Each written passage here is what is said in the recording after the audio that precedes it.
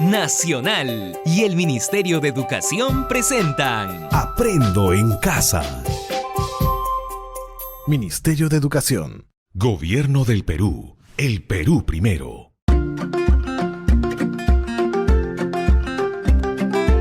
Queridos estudiantes, los invitamos a participar en el desarrollo de las sesiones de aprendizaje que hemos preparado para ustedes. Aprendo en Casa.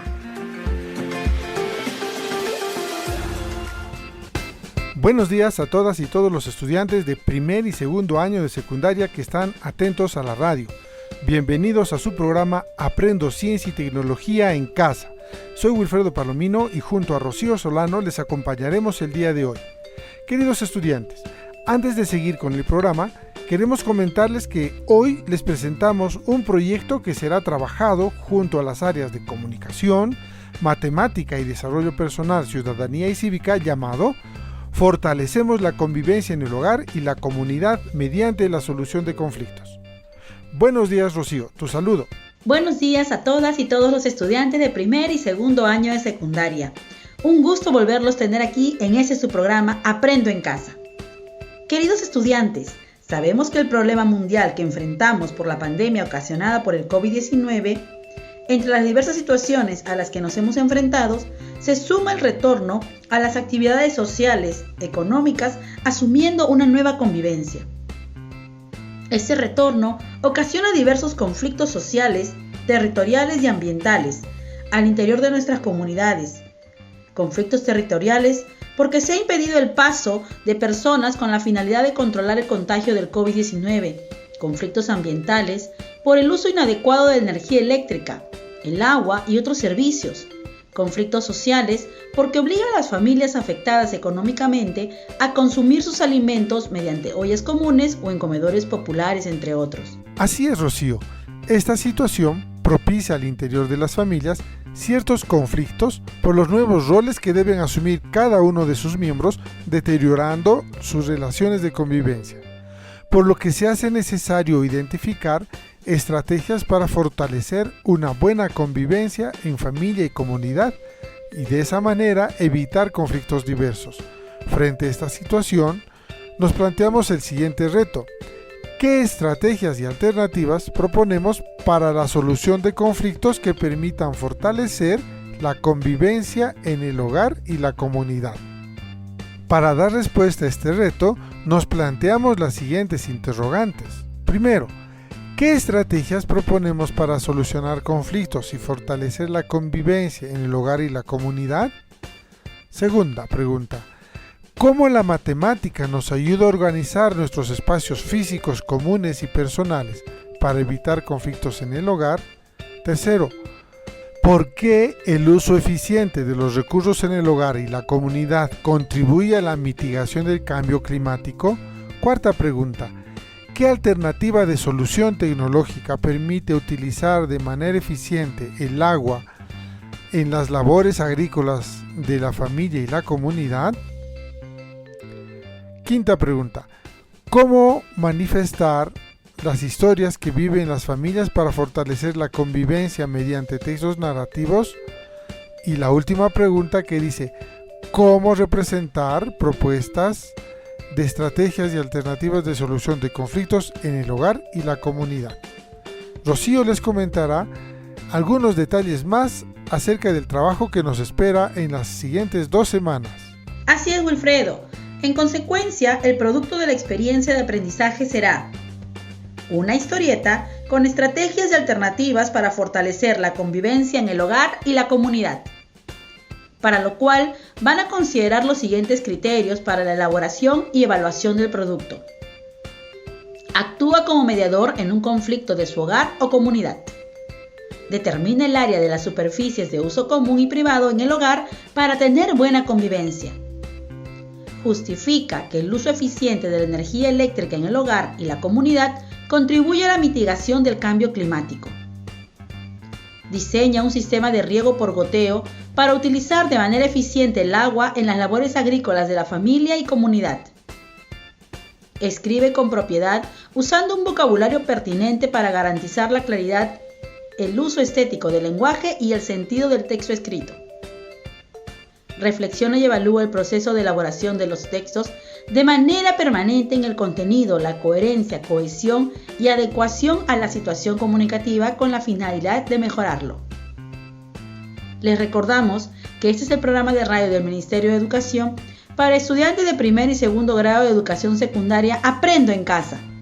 Queridos estudiantes, en este y el siguiente programa, que corresponde al área de ciencia y tecnología, queremos hacer lo siguiente: justificar cómo el uso eficiente de la energía eléctrica contribuye a la mitigación del cambio climático. Para ello, necesitaremos revisar contigo cómo los hábitos de consumo eléctrico pueden influir en el cambio climático. Identificaremos cómo algunos comportamientos que tenemos en nuestra vida diaria pueden hacer la diferencia en relación a nuestro rol frente al cambio climático. Ante esta situación, debemos optar por repensar los hábitos de consumo que tenemos y decidirnos por hábitos de consumo amigables con el planeta y con el ambiente en el que vivimos. Queridos estudiantes, en este programa queremos plantearte como reto que construyan una justificación de cómo deberíamos consumir la energía eléctrica de modo eficiente que contribuyamos a la mitigación del cambio climático. Para lograrlo, necesitaremos seguir los siguientes pasos. Paso 1. Tomar nota de las ideas importantes que iremos mencionando en el programa. Paso 2. Realizar un cuadro con 3 columnas. En la primera columna harás una lista de las actividades diarias que realizas y que necesitan electricidad. En la segunda columna pondrás el tipo de artefacto que utilizas y el tiempo que permanece conectado a la electricidad. En la tercera columna escribirás cómo crees que el artefacto que usas influye o no en el cambio climático. Paso 3. Con todos los datos anteriores, construye la justificación de por qué deberíamos usar la electricidad de modo eficiente y así contribuir a mitigar el cambio climático. Llegó el momento de iniciar la aventura de acercarte al mundo de la ciencia y tecnología desde la casa y reconocer cómo este conocimiento puede hacer mejor tu vida y también comprender el funcionamiento del mundo en el que habitamos.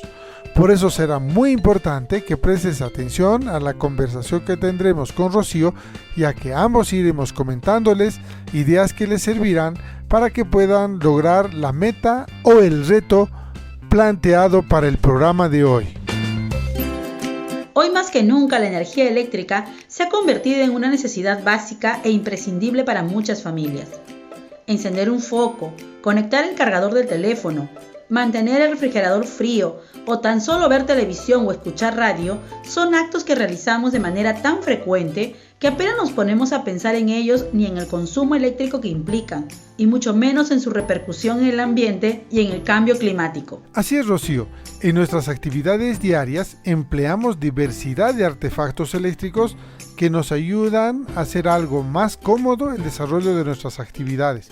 Pero cabe preguntarse, ¿cómo influyen en el cambio climático el uso de artefactos eléctricos que tenemos en casa? Para responder a esta pregunta, necesitamos saber lo siguiente. Primero, debemos saber cómo se produce la electricidad y cómo influye en el ambiente. Segundo, identificar cómo nuestros hábitos de consumo de electricidad influyen en el cambio climático. Y tercero, establecer conductas responsables para el consumo eléctrico. Pues bien, queridos estudiantes, comenzaremos comentándoles cómo se produce la electricidad y cómo influye en el ambiente. Así que presten mucha atención. Tomen nota de las ideas clave, datos estadísticos, autores o instituciones que nos servirán de referencia para responder al reto del programa de hoy. Comenzaremos diciendo que la electricidad es un fenómeno producido por el movimiento e interacción de los electrones de un átomo en un material conductor. Es una forma de energía que las personas empleamos para desarrollar diferentes actividades.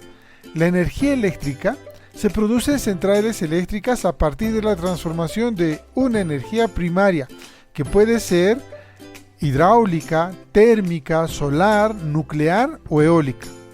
De ahí es transportada a través de redes eléctricas hasta las poblaciones, ciudades e industrias, siendo entonces transformada en otras formas de energía, que podemos decir energía secundaria, como la luz, calor, sonido, movimiento, etc. Así es, Wilfredo. La producción de electricidad se realiza en plantas especializadas y las podemos clasificar de la siguiente manera. Termoeléctricas. Utiliza el calor que se desprende de la quema de combustibles fósiles, por ejemplo el petróleo, carbón y gas natural. Hidroeléctricas. Para generar la electricidad se emplea la energía potencial del agua, almacenada en los embalses o represas. Eólicas. La energía eólica aprovecha el viento para obtener energía mecánica mediante el movimiento de las aspas de los molinos eólicos. Fotovoltaicas. Utiliza la radiación solar captada a través de paneles solares. Mareomotriz. La electricidad se genera aprovechando el movimiento de las mareas. Aunque el asunto no termina con la producción de electricidad, sino que ésta debe transmitirse y distribuirse desde la planta eléctrica hasta las ciudades y domicilios de las personas. Hasta esta parte, todo parece bien y que producir electricidad no tendría que significar una amenaza para el cambio climático. Pero veremos cómo influye en el ambiente cada una de estas formas de producir electricidad. Por ejemplo, cuando se produce electricidad en las termoeléctricas, al utilizar combustibles fósiles como el petróleo, carbón y gas natural para generar esta electricidad, producen CO2, es decir, anhídrido carbónico o dióxido de carbono. Este gas es un reconocido contaminante y es el primer impulsor del calentamiento global. Cuando se produce electricidad en hidroeléctricas, hay que tomar en cuenta que para construirlas se generan embalses de agua. Esto modifica la vida de especies animales y plantas que aprovechan de estas aguas. Estos reservorios, además, modifican el ciclo del agua y transforman el ambiente, influyendo además en las poblaciones humanas vecinas. Ahora, cuando se utilizan parques eólicos, estos afectan también al entorno y los efectos negativos son sentidos por el suelo, la flora y la fauna del lugar donde se instalan, aunque no generan gases de efecto de invernadero.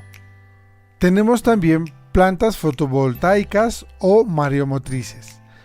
Como toda actividad humana, la instalación de este tipo de plantas modifica el ecosistema, pero su impacto es menor a comparación de todas las anteriores. En realidad, toda actividad humana genera un impacto en el ambiente, aunque algunas de ellas en mayor o menor proporción, ya que la materia prima que emplean tiene algo que se llama la huella de carbono. Te dejamos como una actividad pendiente que averigües qué es la huella de carbono. Ahora ya tenemos una idea de cómo se produce la electricidad y cómo influye en el ambiente. Es momento que hablemos de los hábitos de consumo de la electricidad y cómo influyen en el cambio climático. En cada una de nuestras casas tenemos un conjunto de artefactos que consumen electricidad. A ellos se suma nuestra necesidad de iluminación, por lo que a fin de mes tenemos que pagar un recibo. Para poder determinar cuánto de electricidad consume tu familia, te proponemos hacer un cuadro con 3 columnas. En la primera columna harás una lista de las actividades diarias que realizas y que necesitan electricidad. En la segunda columna pondrás el tipo de artefacto que utilizas y el tiempo que permanece conectado para esa actividad que realizas. Y en la tercera columna escribirás cómo crees que el artefacto que usas influye o no en el cambio climático. Este cuadro te servirá para que puedas determinar qué actividades y artefactos empleas diariamente. Así es, Wilfredo. Según estudios realizados por instituciones ambientalistas, una familia en una ciudad grande puede producir hasta 14 kilogramos de dióxido de carbono por hora. Actividades simples como mirar TV, usar la computadora, planchar, contribuyen al cambio climático, pues para producir la electricidad que se emplea se usan combustibles fósiles, y aunque se usa electricidad producida en una hidroeléctrica, esta también tiene su huella de carbono. Pero se estarán preguntando, ¿qué es la huella de carbono? Se define como la totalidad de gases de efecto de invernadero emitidos por efecto directo o indirecto de cada individuo, organización, evento o producto. ¿Pero qué tiene que ver esa huella con cada uno de nosotros? Pues bien, Cada una de las cosas que usamos, incluida la energía que empleamos, en este caso la energía eléctrica o cualquier otra fuente de energía como gas, puede expresarse en términos de producción de gases de efecto de invernadero que influyen en el cambio climático. Por ejemplo, para calcular la huella de carbono de un producto, digamos 1 litro de leche, sería necesario incluir los siguientes aspectos: producción de materia prima en el sistema ganadero, que implica el pastoreo, el manejo de nutrientes, el estiércol del ganado y todo lo demás. También hay que considerar el transporte de la leche a la planta de producción, el procesamiento de la leche dentro de la planta de producción, el empacado, el transporte para su distribución a los centros de venta, el consumo y la disposición final del envase y así sucesivamente. Todos estos procesos tienen un alto impacto en el ambiente, así que debemos estar pendientes de cómo ocurre esto respecto a cada una de nuestras actividades. Así es, Wilfredo. Estudios de huella de carbono han permitido determinar que la producción de dióxido de carbono por hora es la siguiente: 39 gramos un foco, 195 gramos un televisor, 234 gramos una computadora, 1300 gramos una aspiradora, 1300 gramos una secadora de cabello, 1365 gramos un microondas, 1950 gramos una lavadora, 3705 gramos una secadora, 1950 gramos un lavavajillas, 3250 gramos el aire acondicionado. El asunto es tan delicado que hasta tener el televisor conectado en modo stand-by, es decir, para que el aparato se encienda oprimiendo un botón de control remoto, también consume electricidad. Los aparatos conectados a la electricidad y que tienen dentro de un transformador también consumen electricidad. A ese consumo se le llama consumo fantasma y aumenta el precio que pagamos por el consumo de electricidad cada fin de mes. Ahora, cabe preguntarse, ¿qué podríamos hacer en la casa para poder disminuir este consumo de electricidad que influye negativamente en el cambio climático?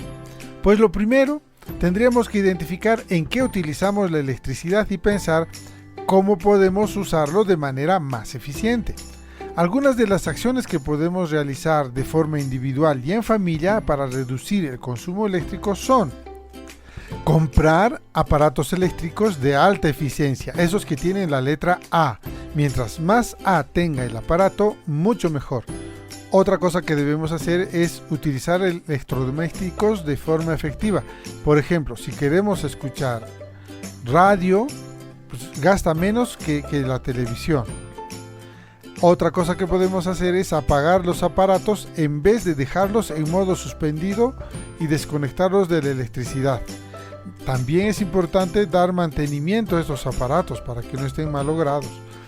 Es necesario apagar la luz en las habitaciones en donde no se necesita la iluminación o no estamos. Tenemos que sustituir, es decir, cambiar los focos incandescentes por focos ahorradores, o mucho mejor si cambiamos por focos LED. Con respecto a un foco incandescente, el ahorrador consume 75% menos, y quien en realidad ahorra más electricidad son los focos LED, ya que ahorran un 85% de la electricidad. Es necesario también abrir cortinas durante los días de invierno para aprovechar la luz natural y cerrarlas cuando el sol alumbra directamente. Es necesario también plantar árboles en ubicaciones estratégicas para desviar las corrientes de viento en el invierno y generar sombras en el verano. También es importante que comencemos a aislar nuestros techos y paredes. Si realizamos estas actividades, con certeza vamos a demandar menos del uso de electricidad y nuestro impacto en el ambiente se verá disminuido. Les recordamos que este es el programa de radio del Ministerio de Educación para estudiantes de primer y segundo grado de educación secundaria Aprendo en Casa. Ya casi estamos a punto de terminar, pero es necesario que nos detengamos un momento y pensemos en cómo responderemos al reto de hoy que nos está pidiendo construir una justificación de cómo deberíamos consumir energía eléctrica de modo eficiente, de tal forma que contribuyamos a la mitigación del cambio climático. Queridos estudiantes, para lograr el reto, les recordamos que deberán hacer lo siguiente. Paso 1. Tomar nota de las ideas importantes que iremos mencionando en el programa. Paso 2. Realizar un cuadro con 3 columnas. En la primera columna harán una lista de las actividades diarias que realizan y que necesitan electricidad. En la segunda columna pondrán el tipo de artefacto que utilizan y el tiempo que permanece conectado a la electricidad. En la tercera columna escribirán cómo creen que el artefacto que usan influye o no en el cambio climático. Paso 3. Con todos los datos anteriores, construyan la justificación cómo el uso eficiente de la energía eléctrica contribuye a la mitigación del cambio climático. Con base en ello, escriban en una página o más las razones que relacionan los hábitos de consumo de electricidad las personas y el cambio climático y justifica cómo deberíamos usarla de manera eficiente siguiendo las recomendaciones que les planteamos al inicio. Estimado docente, con tu apoyo, el estudiante podrá concluir con éxito el reto de la sesión de hoy, que es construir una justificación de cómo deberíamos consumir la energía eléctrica de modo eficiente, de tal manera que contribuyamos a la mitigación del cambio climático. Y recuerda que tendrás que explicarlo en una página o más. Comunícate y bríndales la retroalimentación oportuna. Nos despedimos hasta el siguiente programa en la misma frecuencia. No olviden que debemos cuidarnos mucho más por el riesgo de contagio. En nuestras manos está el mantenernos sanos. Hasta pronto.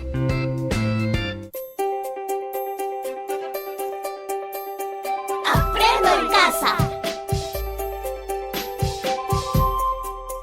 Hola, ¿cómo están? Bienvenidos a nuestra secuencia Mejorando nuestras prácticas de cuidado.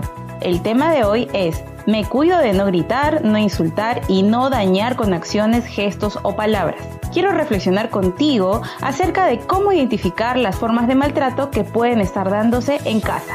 Para hablar de este tema, primero comenzaremos reflexionando sobre cómo se está dando el estado de emergencia en casa. Este puede estar generando malestar en cada uno de los miembros de la familia. Por ello, es importante reconocer a tiempo estas situaciones y malos tratos, previniendo así la violencia y encontrando alternativas de solución frente a la emergencia, asumiendo compromisos y responsabilidades entre todas y todos. Te cuido y respeto en tiempos difíciles. Una de las funciones básicas de la familia es el cuidado y el respeto entre todos sus miembros. Sin embargo, frente a esta cuarentena, pueden activarse temores, frustraciones y el no poder manejarlas adecuadamente puede influir negativamente al momento de relacionarnos con otras personas. Si bien es cierto, nuestras familias no son perfectas, estas pueden haber ido reforzando patrones violentos, que hemos naturalizado o que justificamos con frases como: todas las familias son así, así me criaron a mí, si me quieres, me tienes que aguantar, y si te pego, es porque te quiero, entre otras. Por ello, te invitamos a escuchar algunas prácticas muy sencillas que te pueden ayudar a controlar tus emociones, identificar las situaciones de violencia y mejorar la convivencia en la familia. Identifica tus emociones. En el transcurso de nuestras vidas, las diferentes experiencias nos muestran cómo reaccionamos frente a ellas. Y en esta cuarentena debemos controlar nuestras emociones para no agredir, insultar, golpear a uno de los miembros de mi familia, y para ello debo identificar mis emociones y buscar acciones como respirar profundo, contar hasta 10 y entender lo difícil que es no relacionarte con tus amistades, compañeros de escuela, entre otros. Pon el respeto por delante. Esta es una regla básica de la convivencia. No puedo pedir el respeto del otro si yo no respeto a los otros. Sin embargo, muchas veces pedimos que nos respeten con gritos, insultos o maltratos. Empecemos dando muestras de respeto, pidiendo disculpas si es necesario, enseñando a otros que no respondemos según nos tratan, sino según cómo quisiera que nos traten. ¿Qué hacer si estás en una situación de violencia? Debes tener en cuenta que si eres víctima de una situación de violencia, es importante no quedarse callada o callado. Busca a una persona de confianza para contarle y recibir orientación o protección. También puedes llamar a la línea gratuita 100 o escribir al chat 100 para denunciar que estás en una situación de violencia y ahí recibirás orientación y protección frente a ella. Si vives en una zona rural, puedes recurrir a las autoridades comunales, de MUNA o Policía Comunal, para que te brinde protección frente a hechos de violencia. Rechacemos todas las formas de violencia, promoviendo el respeto y la escucha entre todos los miembros de la familia, que todo ello nos ayudará a ser mejores personas y ciudadanos más tolerantes y respetuosos entre nosotros. Y por supuesto, enseñemos con el ejemplo. Por eso yo me quedo en casa. Nacional y el Ministerio de Educación presentaron Aprendo en casa. Ministerio de Educación. Gobierno del Perú. El Perú primero.